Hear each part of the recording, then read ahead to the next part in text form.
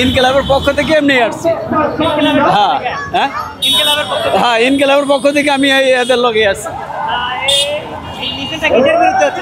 মিছিলটা হইতেছে ওই যে এরশাদের বিরুদ্ধে।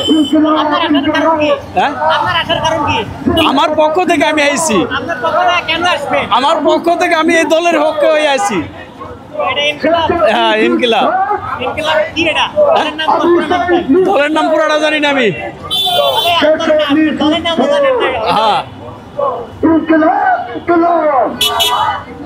আর কিছু কর নাই।